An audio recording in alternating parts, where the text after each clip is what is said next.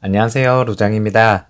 이번 주에는 정말 변동성이 심할 것으로 예상이 되는 기업들 어닝 발표가 있겠는데요. 화요일에는 마이크로소프트와 알파벳, 그리고 수요일은 메타. 지난번 어닝 때 메타로 인해서 증시가 출렁였던 것이 기억이 나고 있고요.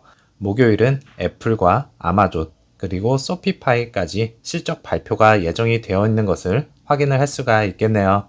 제발 빅테크 기업들의 어닝 미스가 나지 않기를 바라고 있고, 그로 인해서 이번 주 루시드 주가는요, 어디로 흘러갈지 방향성이 불안한 상황이기는 하지만, 지난주 금요일장에서 루시드 주가는 5%가 넘게 상승을 하면서 마감이 되었고요.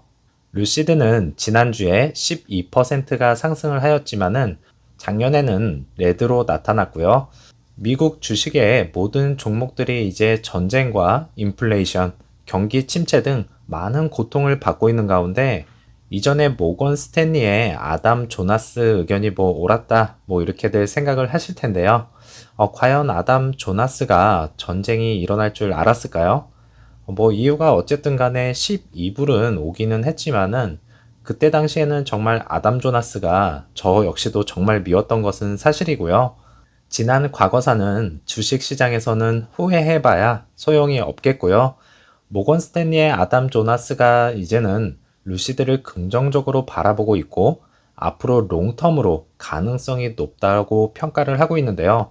그럼 아담 조나스가 또 한번 맞다고 하면 롱텀으로 루시드가 분명히 성공할 것이다.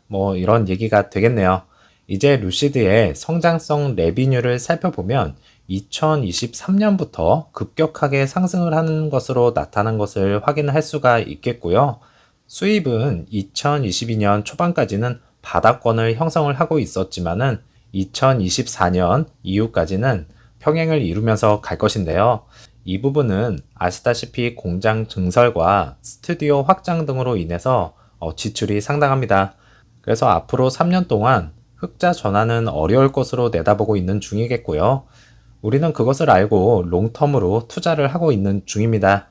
애널리스트들의 미래 성장 예측치를 살펴보면 연간 이익 성장 예측은요, 20.6%로 자동차 산업 부분보다 약간 떨어지는 것을 볼 수가 있겠고요. 마켓보다는 높다는 것을 확인을 할 수가 있겠네요. 연간 성장 매출 예측치는요, 루시드는 53.5%로 미국 시장인 7.3%보다 월등히 높다는 것을 보여주고 있고요. 자동차 산업 부분 역시 21.6%보다 훨씬 높다는 걸 보여줍니다. 그래서 자동차 부분 중에서 고성장 기업이다라는 것을 다시 한번 확인을 할 수 있는 부분입니다. 이전에는 암울한 지표들이 대거 이루어지만은 이제는 상황이 점차 변하고 있다는 것을 느낄 수가 있겠고요. 페이지 2 공장이 완공이 되고 생산량만 받쳐준다면 더욱더 긍정적인 지표들로 바뀔 것이고요. 어느 순간 주가의 폭발도 느낄 수가 있겠는데요.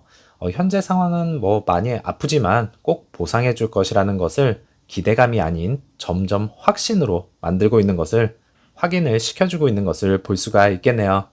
요 근래에 들어서 루시드에 관한 기사들이 사우디에 초점이 맞춰져 있는 것을 느낄 수가 있겠는데요.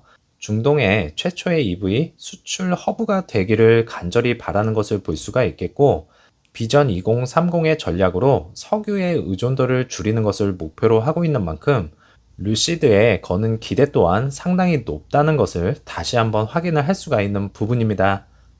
사우디 리야드에서 사진으로만 봐왔던 루시드 차량이 이제는 사우디에서 최초로 도로 주행하는 장면이 포착이 되면서 관심을 받고 있는 것을 볼 수가 있겠고요. 앞으로 사우디의 스튜디오 오픈을 통해서 루시드 에어 차량이 빠르게 진입을 할 것으로 예상을 하고 있고 2025년에 사우디 공장에서 첫 생산이 이루어지게 되면요. 사우디 리야드에서는 2030 계획으로 30%에 달하는 루시드 차량을 보게 될 것입니다. 앞으로 수많은 제조업체들과 치열한 전쟁이 시작이 되겠지만은 사우디에서만큼은 확실한 입지를 다져줄 것으로 예상이 되네요. 지난번 영상에서 언급을 해드렸듯이 이번 2023년 SUV 부분 우승자는요, 현대 아이오닉 5가 차지를 한 것을 확인을 할 수가 있었는데요. 수많은 경쟁자들을 제치고 우승을 차지한 것에 대해서 다시 한번 축하하고요. 국내 차량이 지난번에 이어서 2연속 차지를 한 것은 뿌듯하기는 합니다. 다음 연도인 2024년 부분에서는 그래비티가 꼭 모터 트렌드 상을 받았으면 좋겠네요. 항상 봐오던 루시드 버스 차량인데요. 사실 저곳이 무엇일까 궁금했었는데 알고 보니까 움직이는 작은 스튜디오였다는 것을 확인을 할 수가 있었네요. 매주 투어를 하면서 차량이 같이 따라다니는 것을 보니 이곳에서 간단한 설명과 함께 예약 판매 건수도 진행을 하고 있는 것이 아닌가 생각이 듭니다. 매주 투어를 통해서 루시드를 열심히 홍보를 하고 있는 모습을 보면서 고객에게 더욱더 친근감을 가지면서 다가서려고 하는 기업의 모습을 다시 한번 확인을 할 수 있었던 부분이네요. 럭셔리 브랜드로 발빠르게 입지를 다져나가는 것 같습니다. 레드불 피렐리 제로 익스피어런스에서 루시드 그랜드 투어링이 슈퍼카 사이에서 당당히 레이싱을 펼치는 것을 확인을 할 수가 있었고요. 차량을 운행을 하면서 차량의 상태 등을 이야기를 나누는 모습과 어디를 가든지 남는 건 사진뿐인 기념 인증샷, 피렐리 타이어 홍보를 하면서 차량 탑승 전의 모습 등이 담겨져 있었고요. 애틀란타에서는 일반인 대회에서 루시드 에어로 수상을 하는 모습이 포착이 되었고 21일부터 23일까지 열린 포뮬러 1 아람코 미국 그랑프리 대회에서 다시 한번 참가를 하는 모습인데요. 수많은 인파 속에 진행이 되어졌고 수많은 차량이 참가를 한 것을 확인을 할 수가 있었습니다.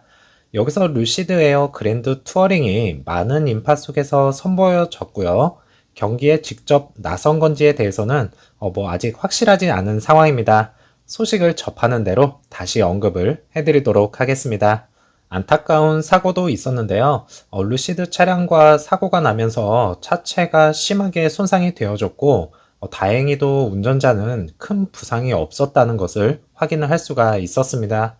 사고가 나지 않았으면 정말 좋았겠지만 운전자는 안전한 차량을 만들어줘서 고맙다라는 트윗 등을 올리면서 차량 안전 문제에 있어서도 견고하게 잘 만들어졌다는 것을 다시 한번 확인을 할 수가 있었고요. 정말 다시 한번 큰 사고가 아니어서 다행이라 생각되네요.